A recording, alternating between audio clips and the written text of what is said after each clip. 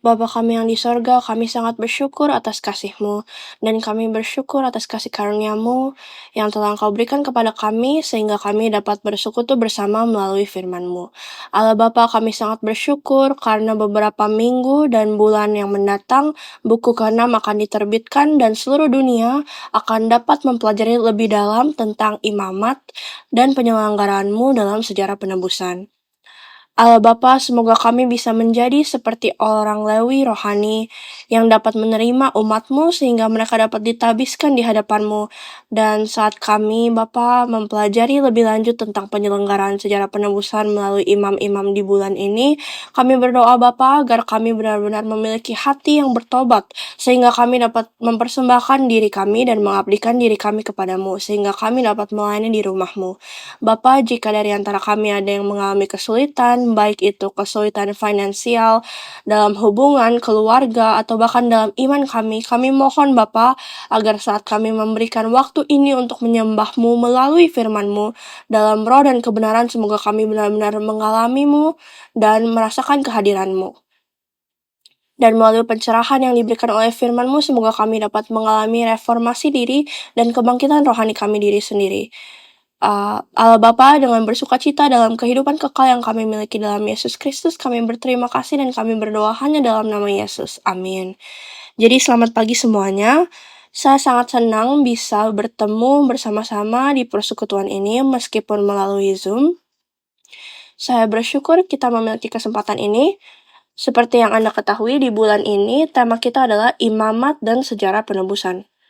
Jadi akan berdasarkan buku ke-6. Dan hari ini, jika Anda melihat subjudulnya, Anda akan melihat ini sedikit berbeda dari pengumuman yang kemarin. Awalnya saya ingin membahas tentang berbagai tugas yang terkait dengan imam-imam, dan saya ingin fokus pada tugas-tugas khusus orang Lewi hari ini. Dan masuk ke imam-imam minggu depan.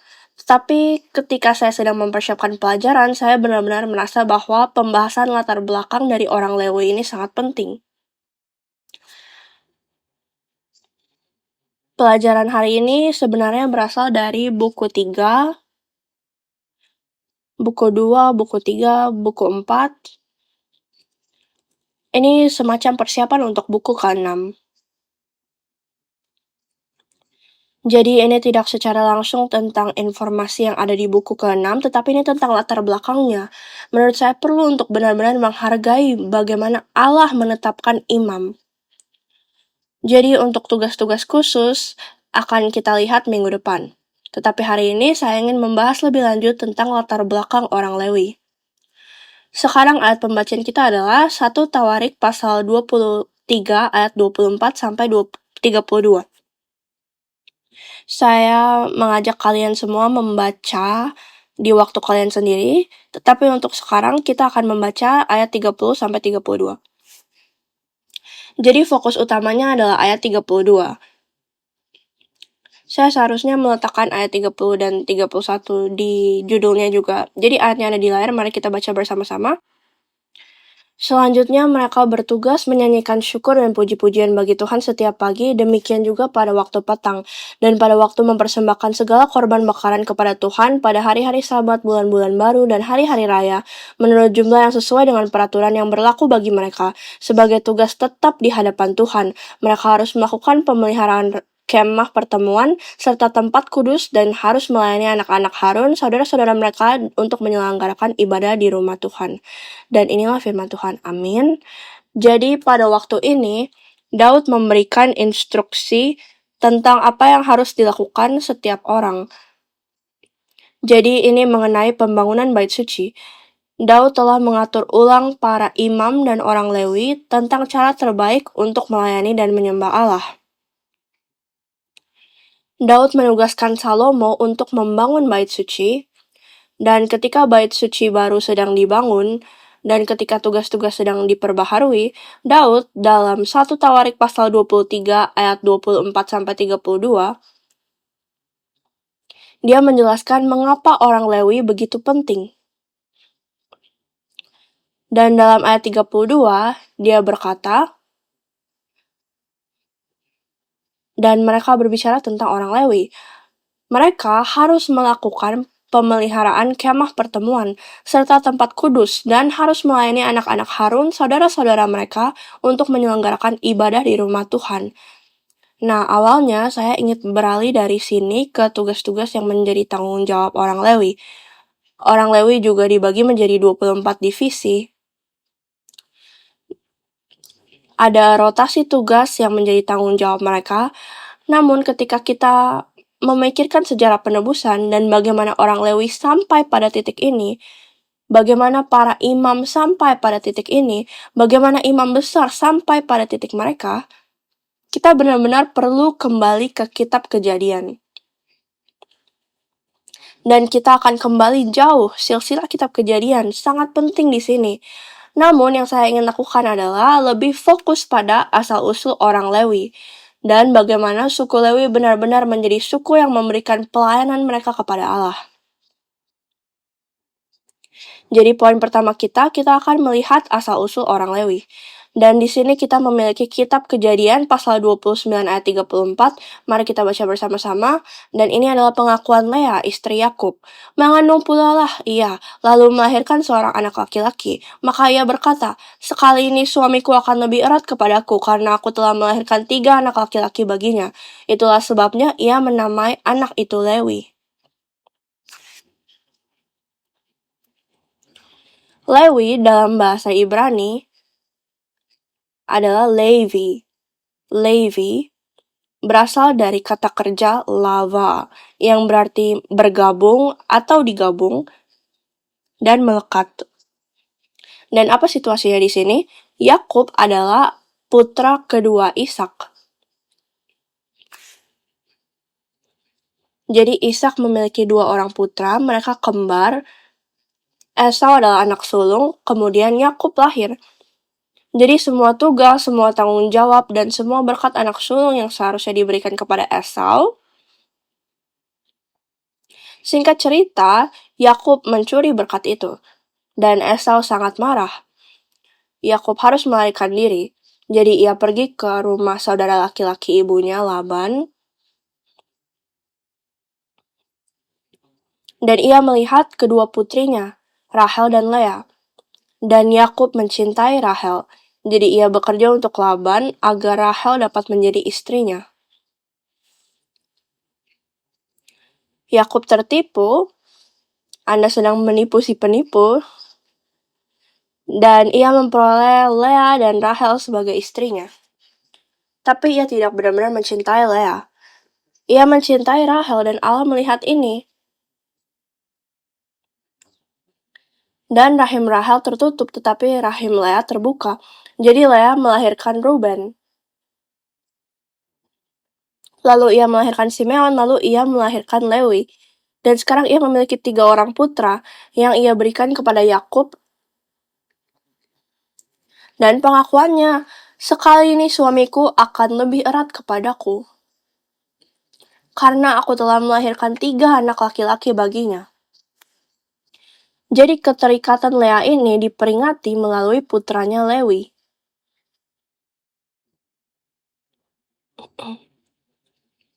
Yang memiliki arti terikat.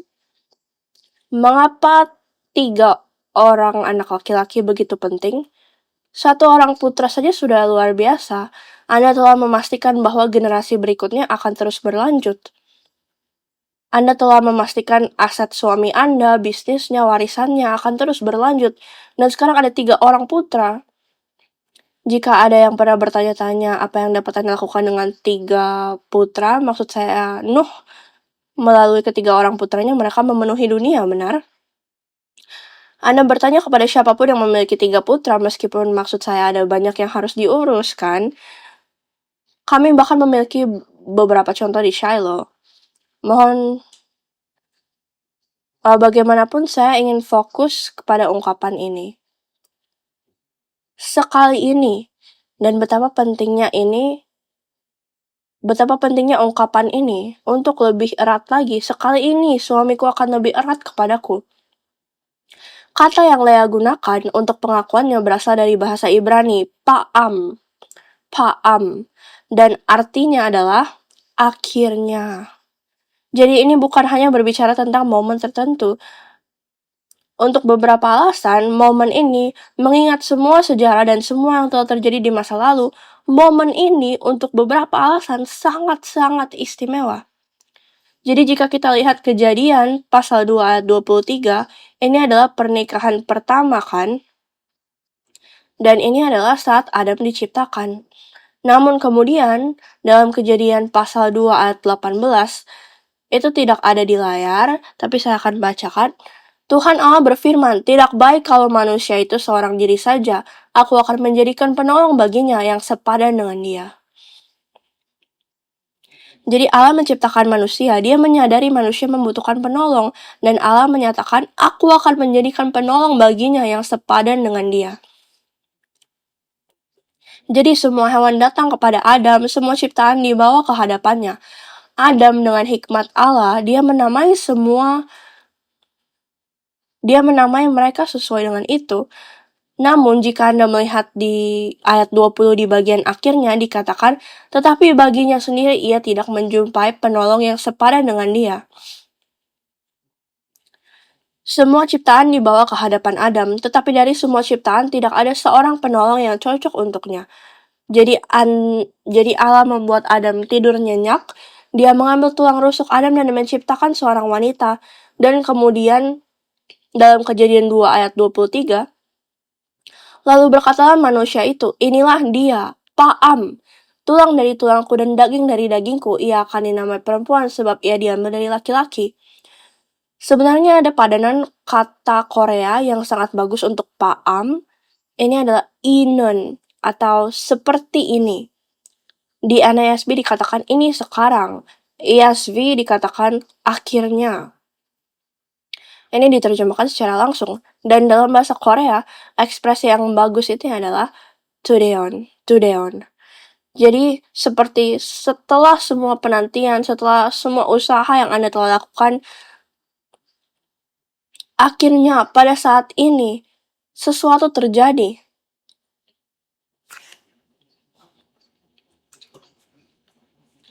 Adam diciptakan sebagai pembawa gambar Allah yang memerintah bumi. Dan Allah berkata, Adam membutuhkan pasangan. Dan dia membawa semua ciptaan sebelum kepada Adam, dan tidak ada pasangan yang ditemukan. Dan dari tulang rusuk Adam, dari sisinya Allah menciptakan wanita. Adam melihat wanita itu, dan apa pengakuannya? Paam, akhirnya. Jadi dalam buku kelima, sebenarnya dalam penciptaan manusia yang terhormat, Pendeta Abraham Park menyoroti Hawa sebagai mahkota ciptaan. Begitu indah, begitu menakjubkan. Dalam ayat 24, Kejadian pasal 2 ayat 24, sebab itu seorang laki-laki akan meninggalkan ayahnya dan ibunya dan bersatu dengan istrinya, sehingga keduanya menjadi satu daging. Jadi laki-laki dan istrinya seharusnya bersatu. Sekarang kata yang menyatukan di Kejadian sebenarnya adalah dabak. Ini berbeda dari lava dan ini berarti mereka harus bersatu untuk berpegangan bersama. Tetapi kata paam akhirnya ketika kita kembali ke Lea, pengakuan akhirnya, jadi bisakah kita bayangkan hati Lea betapa dia ingin dekat dengan suaminya, betapa dia ingin dicintai oleh suaminya untuk memiliki hubungan seperti itu. Aku telah melahirkan 3 anak laki-laki baginya. Paam, akhirnya suamiku akan dekat denganku. Itulah sebabnya ia menamai anak itu Lewi. Maaf, saya menjadi sedikit emosional. Jadi nama Lewi itu sendiri artinya keinginan untuk melekat pada suami Anda. Ketika kita berpikir tentang suku Lewi sebagai suatu suku untuk melaksanakan ibadah sehingga umat Allah dapat dihadirkan di hadapannya, sehingga akhirnya mereka dapat melekat bersama, itulah pentingnya nama Lewi itu sendiri. Jadi ketika kita berpikir tentang asal-usul imam-imam, keimamatan, kita kembali ke asal-usul bangsa Israel yang seharusnya menjadi bangsa imam yang kudus di hadapan Allah. dan tugas-tugas tentang bagaimana kita perlu beribadah. Tugas-tugas ini jatuh kepada Lewi. Ketika kita kembali ke asal-usul mereka, akhirnya pada saat ini kita seharusnya melekat pada Allah kita. Hubungan rohani antara Kristus dan gereja, dan yang kita lihat diwakili oleh nama Lewi itu sendiri. Jadi poin utama nomor 2, kita masuk ke pentabisan orang Lewi. Jadi kita akan melihat bagaimana orang Lewi benar-benar ditabiskan sebagai suku di hadapan Allah untuk melaksanakan ibadah. Dan untuk memahami pentingnya ini, kita perlu masuk ke beberapa latar belakang tentang sunat. Sunat adalah tanda perjanjian yang ditetapkan Allah dengan Abraham.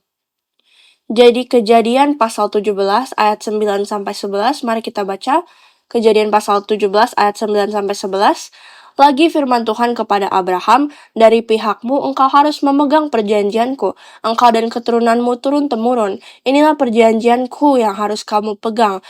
Perjanjian antara aku dan kamu serta keturunanmu, yaitu setiap laki-laki di antara kamu harus disunat. Haruslah dikerat kulit katanmu, dan itulah yang akan menjadi tanda perjanjian antara aku dan kamu.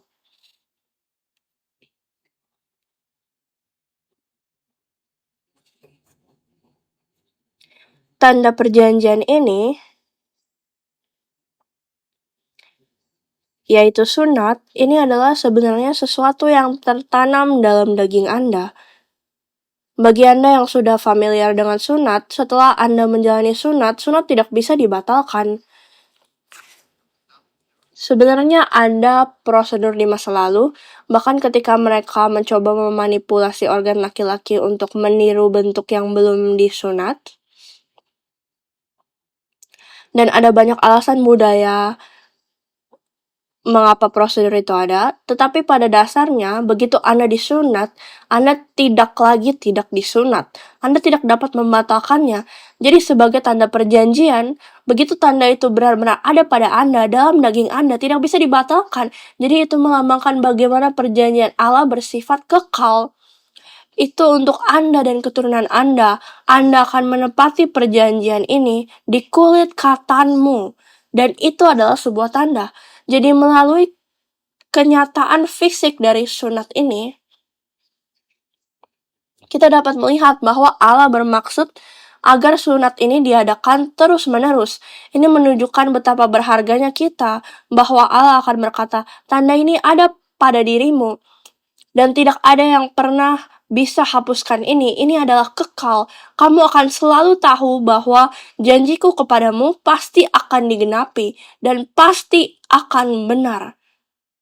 Sekarang ketika kita melihat kembali ke iman Abraham, bagaimana bahkan sampai pada titik mempersembahkan Ishak, bahwa Abraham memiliki iman bahwa Allah akan tetap setia pada janji-janjinya, ia memiliki pengingat yang sangat fisik bahwa janji-janji itu akan benar.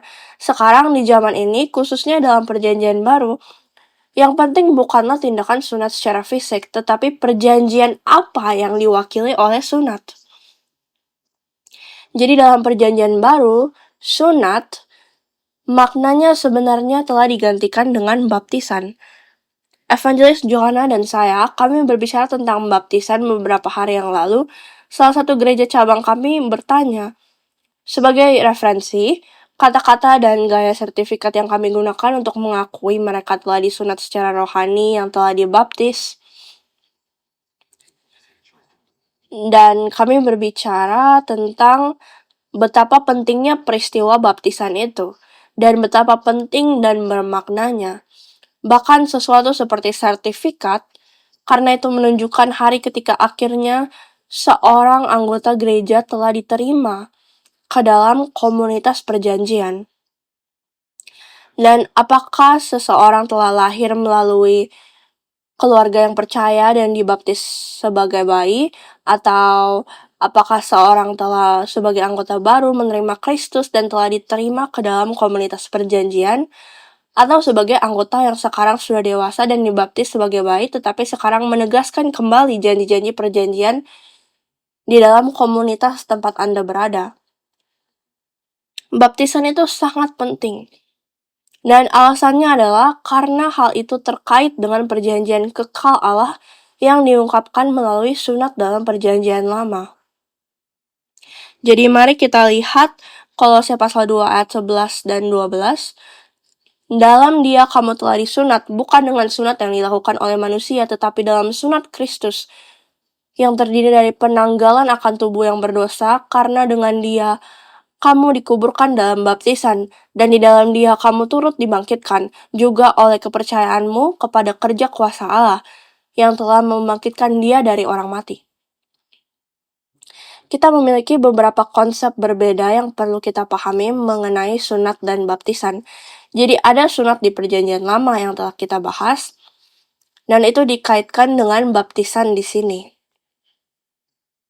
Jadi kita harus mengaitkan dengan sunat dan baptisan. Namun ketika kita berpikir tentang baptisan, ada konsep lain yang perlu kita kaitkan dengannya, dan itu adalah kebangkitan. Alasan mengapa sunat itu penting, itu adalah penyingkiran tubuh jasmani melalui sunat Kristus. Jadi ketika Anda mengakui Kristus dalam upacara baptisan, ada pengakuan apakah Anda mengakui Kristus sebagai Tuhan dan Juru Selamat Anda. Ketika Anda mengakui Kristus dan ketika Anda menjalani baptisan, apa yang Anda lakukan? Anda mengatakan bahwa keterbatasan daging tidak lagi menguasai Anda. Keterbatasan kematian tidak lagi menguasai Anda. Jadi Anda dikuburkan bersama Kristus dalam baptisan, dan Anda dibangkitkan bersamanya. Jadi itu adalah makna rohani dari sunat. Anda mengambil kulit katan ini dan melalui penumpahan darah yang Kristus curahkan melalui darahnya, Anda membuang aspek-aspek jasmani dari tubuh Anda. Anda memasukkan Kristus secara rohani. Anda masuk ke dalam Kristus, dan Anda sekarang menerima janji kehidupan kekal melalui kebangkitan Yesus Kristus. Dan itulah bagaimana baptisan dikaitkan dengan sunat. Dan Paulus menulis kepada jemaat Kolose, kamu telah dikuburkan bersama Kristus dalam baptisan. Kamu sekarang telah dibangkitkan, dan inilah sunatmu, sunat tanpa tangan. Jadi kita dapat melihat bahwa sunat sebagai tanda perjanjian yang dijanjikan Allah dalam perjanjian lama, ini memiliki makna sejarah penebusan bagi kita saat ini yang kita ketahui diungkapkan melalui baptisan. Beberapa orang mungkin berpikir saya pernah berbicara dengan orang lain di luar negeri tentang baptisan, seperti apakah Anda benar-benar perlu mengadakan upacara baptisan? Dan bahkan di distrik gereja kita ada beberapa orang yang menerima Kristus jauh kemudian hari. Dan mungkin itu adalah situasi mereka ada di ranjang kematian dan mereka ingin menjalankan upacara baptisan, tetapi apakah Anda perlu memerlukan upacara baptisan fisik untuk keselamatan? Jawaban singkatannya adalah tidak. Dan alasannya mungkin adalah mengapa ini menjadi masalah besar, dan saya akan menggunakan contoh tentang upacara pernikahan. Apakah Anda benar-benar memerlukan upacara pernikahan untuk menunjukkan bahwa Anda telah menikah? Mungkin tidak. Tetapi mengapa itu begitu penting? Wanita khususnya mungkin berkata, oh aku harus mengadakan upacara. Tetapi dari sudut pandang gereja, mengapa upacara pernikahan itu begitu penting? Karena Anda mengambil bagian dalam persatuan ini dan membuatnya terbuka atau publik kepada jemaat. Seluruh komunitas perjanjian mengakui bahwa Anda sekarang adalah suami istri, dan Anda telah menyatakan sumpah ini di hadapan Allah. Jadi bagi kaum muda kita, ini terkait dengan beberapa konsep tambahan. Ada gagasan tentang hubungan seksual sebelum menikah.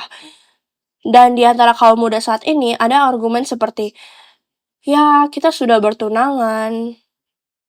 Mungkin kita sudah berkomitmen satu sama lain, dan kita akan setia satu sama lain. Apa yang salah dengan melakukan hubungan seksual?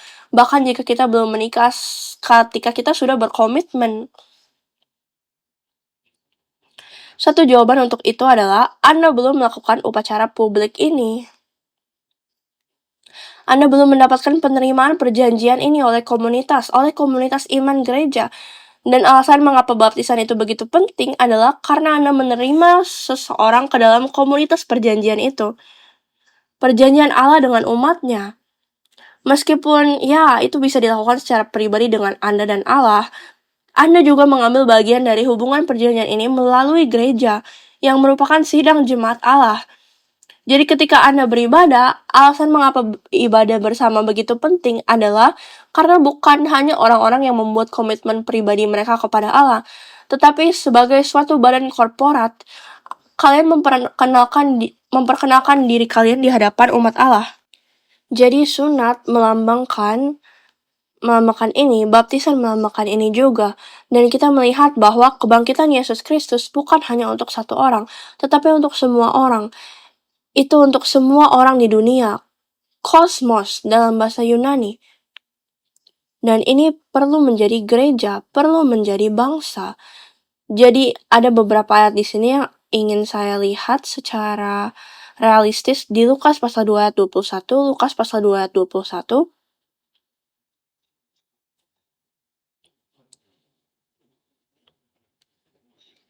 Dan di sini ini berbicara tentang kelahiran Yesus Kristus.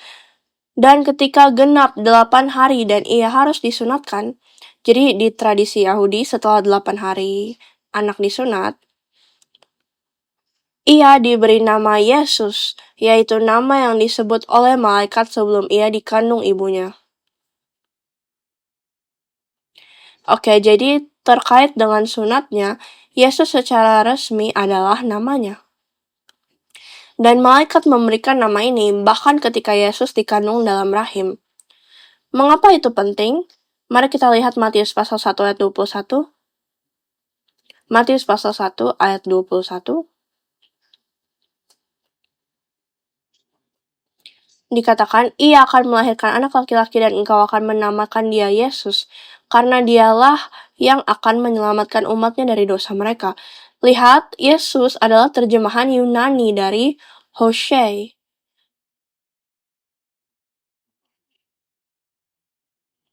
Oh maaf, bukan Hosea. Yeshua. Jadi Yesus adalah ekspresi Yunani dari bahasa Ibrani Yeshua yang merupakan kontraksi dari kata Yehoshua yang tentu saja adalah Yosua. Dan itu berarti Tuhan akan menyelamatkan. Yehova, Yahweh. Yahweh akan menyelamatkan atau Yahweh adalah keselamatan. Dan karena Yesus datang untuk menyelamatkan manusia dari dosa-dosa mereka, namanya disebut Yesus.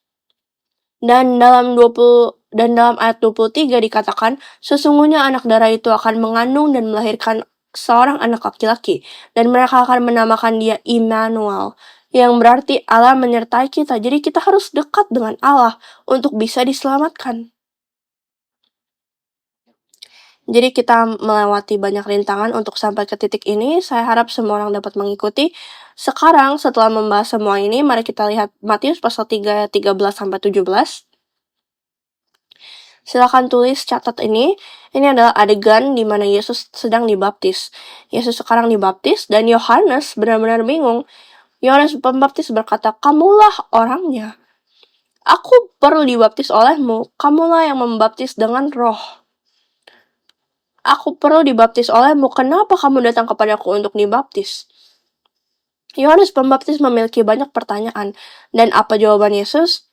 Jadi jika Anda telah membuka Alkitab Anda di Matius pasal 3 ayat 15.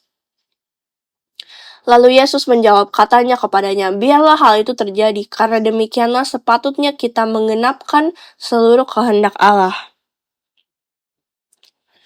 Jadi Yesus perlu dibaptis karena itu pantas untuk menggenapi seluruh kehendak Allah. Yesus tentu saja dibaptis sebelum ia secara resmi memulai pelayanan publiknya. Tetapi apa yang kita bicarakan tentang baptisan, apa yang perlu kita kaitkan dengan baptisan, perjanjian kekal yang dijanjikan Allah melalui sunat. Dan baptisan itu sendiri, Kolose pasal 2 ayat 12, dikuburkan bersama-sama dengan dia di dalam baptisan. Kata Yunani untuk baptisan adalah baptismo. Apa yang sebenarnya dimaksud adalah pencelupan. Jadi Anda dicelupkan sehingga Anda sepenuhnya ditutupi oleh sesuatu. Dan baptismo secara harafiah berbicara tentang dicelupkan ke dalam air. Anda dicelupkan seluruhnya. Jadi gaya baptisan lama, orang-orang benar-benar seluruh tubuh mereka masuk ke dalam bak. Atau mungkin mereka mempunyai lautan, danau, sungai. Dalam kasus Yohanes Pembaptis itu sungai Yordan. Anda dicelupkan sepenuhnya dan kemudian Anda bangkit. Itulah baptismo. Itu adalah proses baptisan. Tetapi lihat kembali Kolose pasal 2 ayat 12. Karena dengan dia kamu dikuburkan dalam baptisan dan di dalam dia kamu turut dibangkitkan juga oleh kepercayaanmu kepada kerja kuasa Allah yang telah membangkitkan dia dari orang mati. Jadi ketika Yesus memulai pelayanannya, kelahirannya dan penyunatannya, ia disebut Yesus. Kenapa? Ia menyelamatkan umatnya dari dosa-dosa mereka. Bagaimana? Melalui kuasa hidup kekal yang dilambangkan oleh kebangkitan Yesus. Jadi ketika kita memulai pelayanan, ketika Yesus memulai pelayanan publiknya, Yesus dibaptis yang melambangkan bagaimana melalui dia, kita akan bangkit. Kita sekarang memiliki hidup yang kekal. Itu adalah ungkapan perjanjian kekal Allah, sehingga kita dari kematian dapat dipersatukan dengan Allah sekali lagi selamanya dalam hidup yang kekal. Itulah pentingnya Yesus, pelayanannya, baptisannya. Jadi ketika kita sekarang melihat penyunatan, ini membawa makna yang seperti ini. Jadi ketika Abraham menerima penyunatan, perjanjian itu, tanda perjanjian ini adalah hal yang sangat besar. Sekarang kita kembali ke Lewi. Kita punya masalah. Sunat mendefinisikan orang-orang Yahudi. Sunat mendefinisikan Abraham dan keturunannya. Kita tahu kenapa. Jadi jika kita sekarang adalah keturunan rohani Abraham, karena kita percaya kepada Yesus Kristus, Galatia pasal 3 ayat 7, ayat 29, catat itu sebagai referensi, kita sekarang punya masalah dengan Lewi.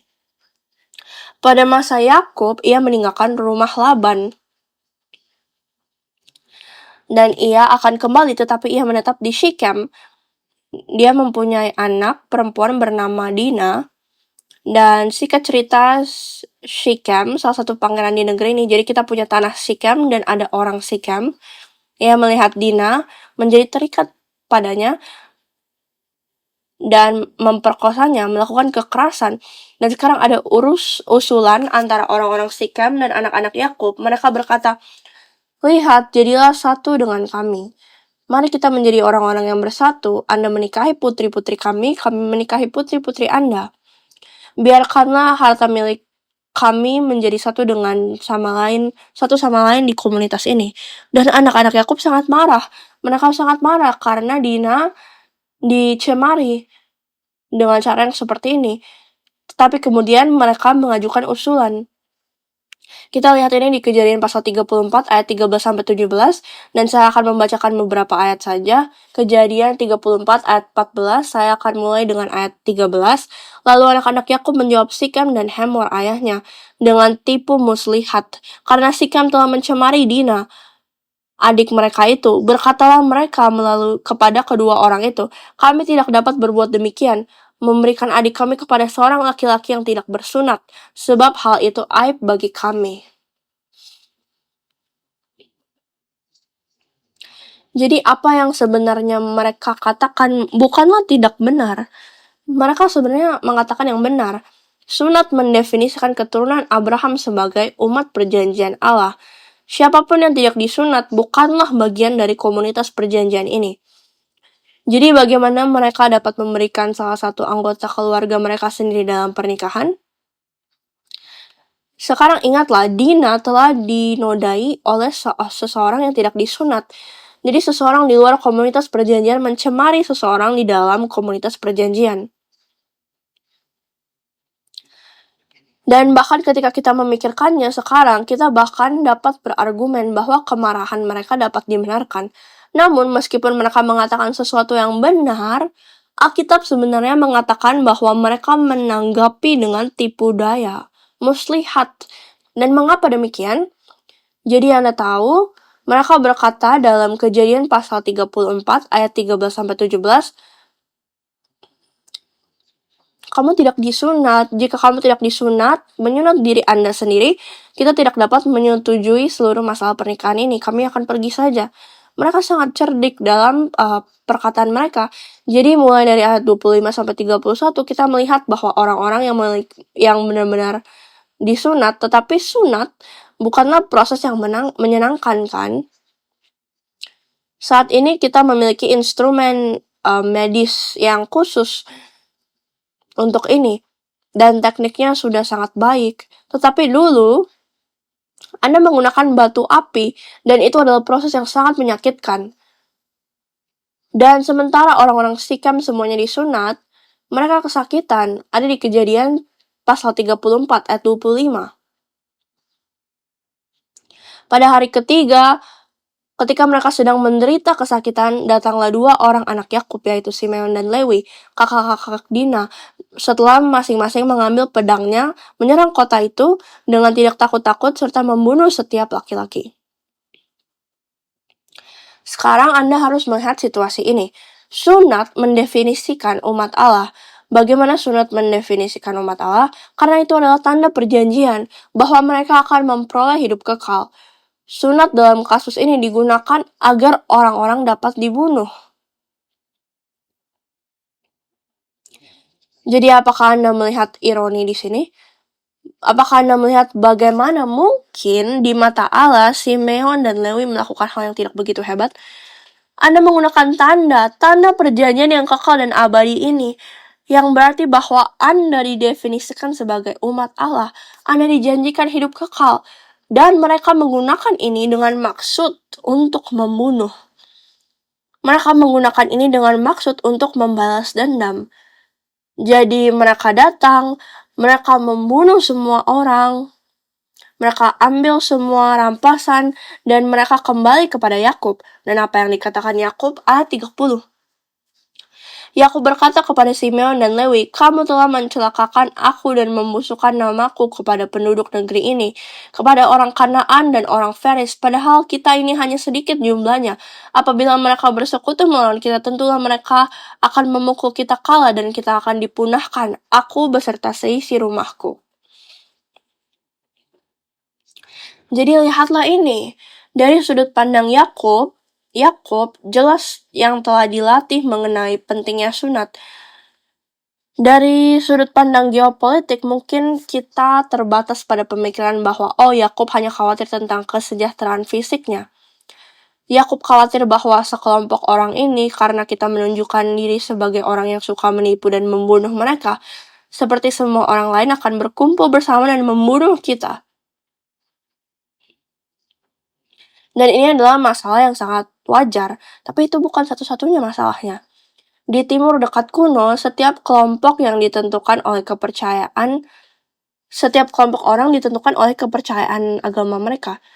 Jadi ketika orang-orang Sikhem dan putra-putra Yakub berkumpul dan mereka berbicara, seperti halnya lamaran pernikahan, itu juga merupakan diskusi tentang agama. Mengapa? Karena putra-putra Yakub berkata, budaya kita dan akhirnya kepercayaan agama kita menuntut sunat. Dan karena Allah kita dan orang-orang akan mengakui keluarga Yakub bahwa mereka memiliki Allah mereka, kita tidak dapat melakukan ini.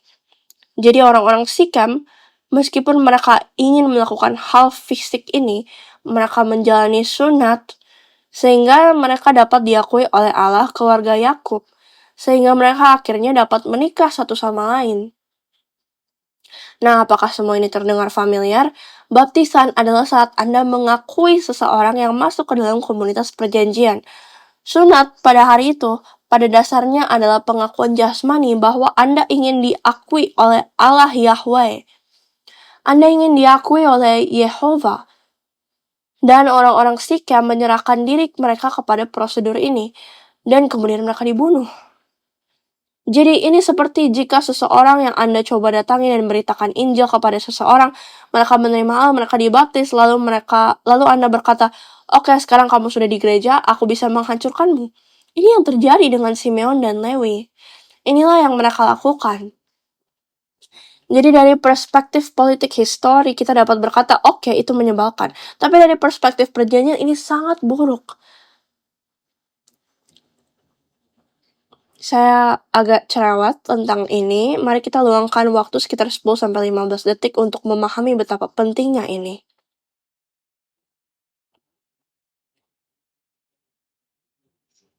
Oke, jadi apa konsekuensinya? Kejadian pasal 49 ayat 5-7 ini adalah saat Yakub memberkati semua putranya. Dan ini terjadi pada Simeon dan Lewi. Dan Yakub berkata, Simeon dan Lewi bersaudara, senjata mereka ialah alat kekerasan. Janganlah kiranya jiwaku turut dalam permufakatan mereka. Janganlah kiranya rohku bersatu dengan perkumpulan mereka. Oke, jadi jangan biarkan aku bersama mereka. Lewi berarti bersatu, dan sunat melambangkan persatuan kita dengan Allah. Mereka menggunakan tanda perjanjian ini untuk kematian ketika itu seharusnya melambangkan kehidupan kekal. Dan Yakub sekarang berkata, aku tidak ada hubungannya dengan mereka. Sebab dalam kemarahannya mereka telah membunuh orang, dan dalam keangkaraannya mereka telah memotong urat keting lembu. Mengapa begitu marah? Anda mungkin berpikir itu hanya berantem. Anda tahu anggota keluarga mereka sendiri, saudara perempuan mereka sendiri, darah daging mereka sendiri yang mereka bagi bersama telah dicemari. Siapapun akan marah. Tetapi begitu marah sehingga Anda menggunakan tanda kehidupan kekal Allah untuk mendatangkan pembunuhan. Jadi ketika ketika Yakub memberikan berkatnya, ia berkata, sebab dalam kemarahannya mereka telah membunuh orang, dan dalam keangkaraannya mereka telah memotong urat keting lembu. Terkutuklah kemarahan mereka sebab amarahnya keras. Begitu keras ya sehingga sebenarnya dalam perspektif mereka itu melampauinya, benar-benar melanggar perjanjian Allah sendiri. Terkutuklah keberangan mereka, sebab berangnya bengis, aku akan membagi-bagikan mereka di antara anak-anak Yakub dan menyerahkan mereka di antara anak-anak Israel. Ini bukan cara yang baik untuk meninggal. Ini bukan kata-kata terakhir yang baik dari ayahmu. Tetapi pentingnya Lewi adalah bahwa ada penebusan bagi mereka. Kita berbicara tentang pentingnya kelahiran mereka, pentingnya perjanjian Allah, bagaimana mereka melanggarnya. Dan bahkan dalam situasi ini ada penebusan. Jadi kita memiliki Keluaran pasal 32 ayat 25-29. Di sini ada Musa. Ia menerima firman Allah di Gunung Sinai. Dan sementara ini terjadi, orang-orang di sana tidak tahu apa yang terjadi pada Musa. Mereka pergi ke Harun dan berkata, kita membutuhkan Allah karena kita tidak tahu apa yang sedang terjadi. Mereka menciptakan anak lembu emas, orang-orang senang. Musa turun di tengah kekacauan ini. Semua orang sangat marah. Tidak ada yang berada dalam situasi yang baik di sini. Dan Musa kemudian ia melihat orang-orang dalam pesta pora, ia melihat orang-orang benar-benar menentang kehendak Allah. Mereka tidak pantas menjadi umat Allah. Dan dalam Keluaran pasal 32 ayat 25-29, catat sebagai referensi, saya akan baca dari ayat 26. Maka berdirilah Musa di pintu gerbang perkemahan itu serta berkata, siapa yang memihak kepada Tuhan, datanglah kepadaku. Lalu berkumpullah kepadanya seluruh Bani Lewi. Dan apa yang terjadi adalah, berkatalah ia kepada mereka, beginilah firman Tuhan, Allah Israel. Baiklah kamu masing-masing mengikatkan pedangnya pada pinggangnya dan berjalanlah kian kemari melalui perkemahan itu dari pintu gerbang ke pintu gerbang, dan biarlah masing-masing membunuh saudaranya dan temannya dan tetangganya.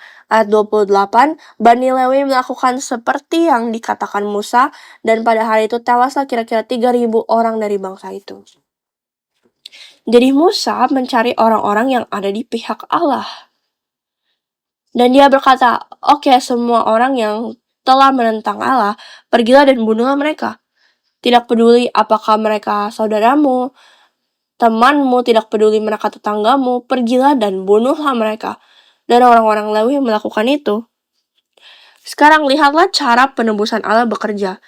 Karena kemarahan mereka sendiri dan pikiran duniawi mereka yang penuh pengabdian terhadap saudara perempuan mereka Dina, orang-orang Lewi, mereka menggunakan perjanjian Allah untuk membunuh orang-orang di luar. Tetapi sekarang, apa yang Musa katakan, ini adalah keluargamu sendiri. Tetapi mereka menentang Allah. Jika kamu bersama Allah, jika kamu ada di pihak Allah, ambillah pedangmu dan pergilah. Bunuhlah teman-temanmu, bunuhlah keluargamu. Dan kemudian di ayat 29, kemudian berkatalah Musa, baktikanlah dirimu mulai hari ini kepada Tuhan, masing-masing dengan membayarkan jiwa anaknya laki-laki dan saudaranya, yakni supaya kamu diberi berkat pada hari ini. Yakub sebelum meninggal, ia mengutuk Simeon dan Lewi. Tetapi Lewi sekarang untuk bersama dengan Allah, untuk dibaktikan kepada Allah, mereka pergi, mereka membunuh keluarga mereka, dan apa hasilnya? Agar Allah dapat memberikan berkat kepada Anda hari ini. Maka persembahkanlah diri Anda. Kata bakti di sini dalam bahasa Ibrani adalah male, dan artinya dipenuhi dengan sesuatu. Dalam bahasa Korea kadepcha, dipenuhi. Dan bagaimana ini digunakan dalam Keluaran pasal 28 ayat 3, ini berbicara tentang ketika mereka sedang mempersiapkan pakaian untuk para imam. Dalam ayat 3 Allah berkata, haruslah engkau mengatakan kepada semua orang yang ahli, yang telah kupenuhi dengan roh keahlian, membuat pakaian Harun untuk menguduskan dia, supaya dipegangnya jabatan imam bagiku. Di buku ke-6 ada bagian yang dikhususkan hanya untuk pakaian imam besar. Dan pakaian itu memiliki banyak arti penting. Namun, dalam pembuatan pakaian ini, Keluaran pasal 28 ayat 3 dikatakan bahwa orang-orang yang ahli dipenuhi, male, mereka dibaktikan sehingga mereka sepenuhnya dipenuhi dengan hikmat Allah untuk membuat pakaian ini. Keluaran 28 ayat 41, maka semuanya itu haruslah kau kenakan kepada abangmu Harun bersama-sama dengan anak-anaknya. Kemudian engkau harus mengurapi, mentabiskan. Di sini kata menabiskan berarti dipenuhi. Jadi engkau akan mengurapi mereka, engkau akan memenuhi mereka. Jadi engkau memenuhi mereka dengan roh Allah, dengan kehendak Allah, dan menguduskan mereka sehingga mereka dapat memegang jabatan imam bagiku. Dan Musa berkata dalam Keluaran pasal 32 ayat 29, baktikanlah dirimu mulai hari ini kepada Tuhan. Jadi ketika kita melihat bilangan pasal 14 ayat 24, kita dapat melihat bagaimana lagi kata ini digunakan untuk dipenuhi. Mengatakan bahwa kamu juga dikuduskan, kamu dipisahkan dari orang-orang. Pakaian itu diciptakan oleh orang-orang yang dipenuhi dengan hikmat Allah. Para imam dipenuhi dan mereka dipisahkan dalam tugas mereka, tidak hanya dari antara orang-orang, tetapi bahkan di antara orang-orang Lewi. Jadi ketika kamu dipenuhi, berarti kamu dibaktikan, dalam arti bahwa kamu berbeda dari yang lain. Bilangan pasal 14, ini setelah 12 suku mengirim 12 mata-mata untuk memata-matai tanah Kanaan. 10 orang kembali dengan laporan buruk, 2 orang kembali dengan laporan yang baik. Dan dalam hal itu berbicara tentang Kaleb. Allah bersaksi tentang Kaleb. Tetapi hambaku Kaleb, karena lain jiwa yang ada padanya dan ia mengikut aku dengan sepenuhnya, akan kubawa masuk ke negeri yang telah dimasukinya itu, dan keturunannya akan memilikinya. Dikatakan Kaleb mengikuti Allah dengan sepenuh hati. Jadi itu adalah male, dipenuhi. Kaleb dipenuhi dengan mengikuti Allah. Dan kita juga perlu menjadi seperti itu juga, sama seperti orang Lewi. Bilangan pasal 18 ayat 6 berbicara tentang orang Lewi. Sesungguhnya aku ini telah mengambil saudara-saudaramu orang Lewi dari tengah-tengah orang Israel sebagai pemberian kepadamu, sebagai orang-orang yang diserahkan kepada Tuhan untuk melakukan pekerjaan pada kemah pertemuan. Sekarang kata diserahkan di sini berbeda. Ini adalah Nathan. Maaf saya tidak tulis transliteration-nya. Nathan ini berarti memberi, meletakkan, menetapkan. Pada dasarnya untuk membangun. Dan di manakah ini digunakan kata ini sama seperti Anda membeli sesuatu untuk membangun. Ini seperti, oh hey, Anda perlu membuat bisnis, izinkan saya berinvestasi. Saya akan berikan kepada Anda, bilang saja $1 juta, sehingga Anda dapat membangun bisnis Anda. Inilah konteks dari Nathan. Dan jika kita melihat Kejadian pasal 17 ayat 2, ini adalah Allah membuat perjanjiannya dengan Abraham. Aku akan mengadakan perjanjian antara aku dan engkau, dan aku akan membuat engkau sangat banyak. Allah memberikan ini kepada Abraham. Allah dalam memberikan ini telah mengabdikan dirinya sebagai perjanjiannya, sehingga perjanjiannya akan terpenuhi. Dan dalam pengertian ini, orang-orang Lewi mengabdikan diri kepada Tuhan. Sekarang kita melihat pentabisan orang Lewi. Bilangan pasal 8 berbicara tentang bagaimana mereka ditabiskan. Dan Harun harus mengunjukkan orang Lewi itu sebagai persembahan unjukan. dari antara orang Israel di hadapan Tuhan, dan demikianlah mereka diuntukkan melakukan pekerjaan jabatannya bagi Tuhan. Ayat 14, demikianlah harus engkau mentahirkan mereka dari tengah-tengah orang Israel supaya orang Lewi itu menjadi kepunyaanku. Ayat 15, barulah sesudah itu orang Lewi boleh masuk untuk melakukan pekerjaan jabatannya pada kemah pertemuan sesudah engkau mentahirkan mereka dan mengunjukkan mereka sebagai persembahan unjukan. Apa itu persembahan unjukan? Biasanya cara mempersembahkan adalah melambaikannya seperti ini. Apa artinya? Dengan apa yang Anda miliki, Anda mempersembahkannya terlebih dahulu di hadapan Allah, dan Allah memberkati Anda. Jadi, dengan persembahan Anda mempersembahkan terlebih dahulu di hadapan Allah, dan Allah memberkatinya. Itulah persembahan unjukan. Dan Allah berkata, persembahkan orang Lewi sebagai persembahan unjukan. Jadi, ini semua ada di buku 6. Jadi orang Lewi akan dipisahkan dan orang Lewi akan menjadi milikku. Bilangan pasal 18 ayat 14 dan ayat 15. Barulah sesudah itu orang Lewi boleh masuk untuk melakukan pekerjaan jabatannya pada kemah pertemuan. Mengapa mereka melayani kemah pertemuan? Sehingga kita dapat dipersembahkan kepada Allah. Jadi seluruh tata cara penyembahan ini, ya itu adalah persembahan kepada Allah yang kita persembahkan di hadapannya. Tetapi tata cara penyembahan itu Allah telah memberikannya kepada kita sehingga kita dapat bersatu kembali dengannya. Itulah fungsi orang Lewi. Jadi ini melompat sedikit ke masa Hizkia. Jadi ini adalah kerajaan yang terbagi, dan saya hanya ingin menyoroti adegan untuk signifikasi orang Lewi. 2 Tawarik pasal 29 ayat 34, jumlah imam terlalu sedikit. Selama masa Hizkia, dia memulihkan penyembahan, memulihkan Paskah, mengundang orang Israel masuk, termasuk Israel Utara, yang saat ini telah dihancurkan oleh Syria, kembali. Ingatlah siapa Allah itu, ingatlah apa penyembahan sejati itu. Dan dalam ayat 34 mengatakan bahwa ada begitu banyak orang yang kembali, sehingga tidak cukup imam untuk benar-benar melaksanakan penyembahan. Lalu dikatakan, tetapi jumlah imam terlalu sedikit, sehingga mereka tidak sanggup menguliti semua korban bakaran. Oleh sebab itu, saudara-saudara mereka, orang-orang Lewi, membantu mereka sampai pekerjaan itu selesai, dan sampai para imam menguduskan dirinya. Sebab orang-orang Lewi itu lebih bersungguh-sungguh menguduskan dirinya daripada para imam. Dan kemudian di kitab Tawarik 2 Tawarik pasal 30 ayat 17, sebab ada banyak di antara jemaah yang tidak menguduskan dirinya, sehingga menjadi tugas orang Lewi untuk menyembelih domba-domba Paskah bagi setiap orang yang tidak dapat menguduskannya bagi Tuhan karena ia tidak tahir. Lihatlah di sini, tidak ada cukup pekerja, tidak ada cukup imam. Sekarang kita semua adalah orang Lewi rohani. Tidak semua dari kita mungkin menjadi pendeta, tidak semua menjadi evangelis. Dan memang ada terlalu sedikit pendeta, ada terlalu sedikit evangelis.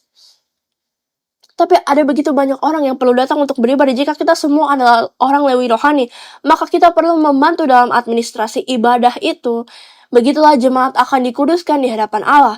Jadi jika kita melihat 2 Tawarik pasal 30 ayat 18 dan 19, Raja Hizkia memuji Tuhan yang baik itu kiranya mengadakan pendamaian bagi semua orang yang sungguh-sungguh berhasrat mencari Allah, yakni Tuhan, Allah nenek moyangnya, walaupun ketahiran mereka tidak sesuai dengan tempat kudus.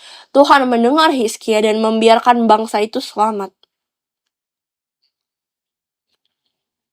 Jadi mungkin beberapa orang berkata, oh saya tidak ada dalam posisi untuk melakukan itu karena saya bukan pendeta, saya bukan penginjil. Dan saya tidak mengatakan bahwa Anda harus pergi dan memberikan berkat, menumpahkan tangan untuk baptisan. Apa yang saya katakan adalah jika Anda akan menyembah Allah, Anda harus melakukannya melalui firman. Jika kita semua orang Lewi, kita perlu mempersembahkan persembahan firman. Dan itu mungkin tidak di gereja. Kita mungkin tidak memiliki gelar, kita tidak ditetapkan sebagai pendeta atau evangelis. Namun kita semua dapat membantu dalam penyembahan sejati melalui firman. Dan melalui firman, apa yang terjadi? Orang-orang dikuduskan di hadapan Allah. Dalam doa Hizkia, walaupun tidak sesuai dengan apa yang tertulis, tetapi Allah Bapa tolong sembuhkan mereka. Dan dalam ayat 20 dikatakan bahwa bangsa itu selamat. Dan orang Lewi adalah orang-orang yang melakukan ini. Jadi ini kesimpulannya. Bagaimana kita menjadi orang-orang Lewi rohani? Matius pasal 10 ayat 37-39. Mari kita baca ini bersama. Barang siapa mengasihi bapa atau ibunya lebih daripadaku, ia tidak layak bagiku. Dan barang siapa mengasihi anaknya laki-laki atau perempuan lebih daripadaku, ia tidak layak bagiku. Barang siapa tidak memikul salibnya dan mengikut aku, ia tidak layak bagiku. Barang siapa mempertahankan nyawanya akan kehilangan nyawanya, dan barang siapa kehilangan nyawanya karena aku, ia akan memperolehnya. Jadi tidak masalah ayah dan ibu, saudara laki-laki perempuan, anak perempuan laki-laki. Jika Anda mencintai siapapun di bumi ini, bahkan keluarga Anda sendiri lebih dari Tuhan kita, Anda tidak layak. Jadi apa yang harus Anda lakukan? Anda harus memikul salib Anda harus mengikuti Yesus. Apa artinya? Harus disalibkan bersama dia. Galatia pasal 2 ayat 20. Namun aku hidup, tetapi bukan lagi aku sendiri yang hidup, melainkan Kristus yang hidup di dalam aku. Dan hidupku yang kuhidupi sekarang di dalam daging adalah hidup oleh iman dalam anak Allah yang telah mengasihi aku dan menyerahkan dirinya untuk aku. Bagaimana Yesus memulai pelayanannya? Dengan baptisan. Apa yang dilambangkan dengan baptisan? Kebangkitan. Jadi jika Anda disalibkan bersamanya, jika Anda memikul salib Anda dan mengikutinya, Anda hidup di dalam dia. Mengapa kita menerima perjanjian? Sehingga Allah dapat menjadikan kita umatnya. Jika kita lebih mengasihi keluarga kita daripada Yesus, kita tidak layak. Orang-orang Lewi, karena keluarga mereka sendiri pada awalnya melanggar perjanjian ini. Tetapi karena mereka datang kepada Allah, mereka membaktikan diri mereka dipulihkan untuk menjadi orang-orang yang benar-benar melaksanakan penyembahan, untuk melaksanakan proses membawa orang-orang dan menyatukan mereka dengan Allah lagi. Mereka meninggalkan ayah mereka, ibu mereka, saudara-saudara laki perempuan, putra-putri mereka, sehingga mereka dapat melayani Allah. Dalam arti tertentu, mereka memikul salib rohani mereka.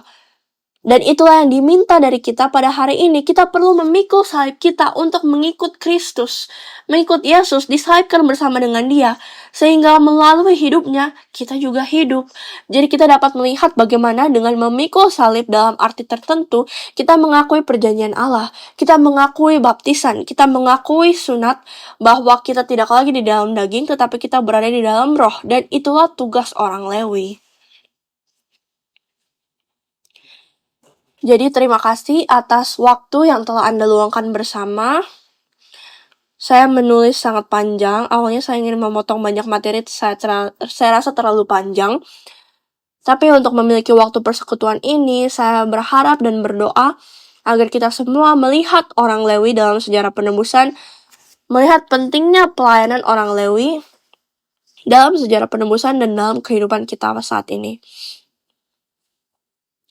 Dan sekarang buku ke-6 akan segera terbit, tetapi dengan memahami pentingnya sejarah penebusan orang Lewi, kita melihat imamat. Saat kita mempelajari lebih lanjut buku ke-6, semoga kita benar-benar menyadari betapa Allah mengasihi kita dan betapa pentingnya perjanjiannya bagi kita. Dan sebagai Shalom International Mission, semoga kita bisa menjadi orang Lewi rohani sejati bagi semua umat Allah di seluruh dunia. Amin.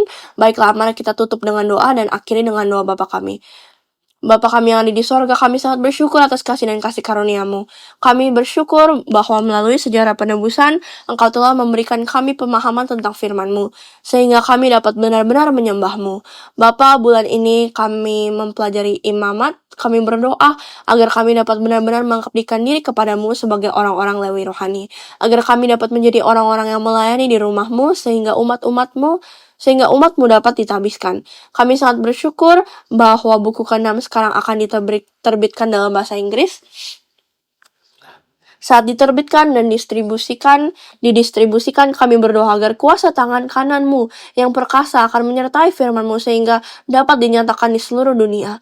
Semua orang, Bapa, tolong agar bisa mengenal-Mu dan melalui firman-Mu, mereka dapat menjadi terinspirasi dan membaktikan diri sehingga mereka juga dapat menjadi orang Lewi rohani, sehingga mereka dapat mewartakan firman-Mu, sejarah penebusan ke seluruh dunia, sehingga dunia dapat beribadah di sini di dalam roh dan kebenaran, dan menjadi umat-Mu yang sehingga kami mengerti Bapa bahwa ini adalah perjanjian-Mu yang Kau berikan kepada kami, dan kami dapat hidup bersama-Mu dan bersatu dengan-Mu, dan memiliki keyakinan ini saat kami menjalani kehidupan iman kami dan mengikuti Yesus. Kami berterima kasih, kami berdoa dalam nama Tuhan Yesus Juru Selamat kami. Amin.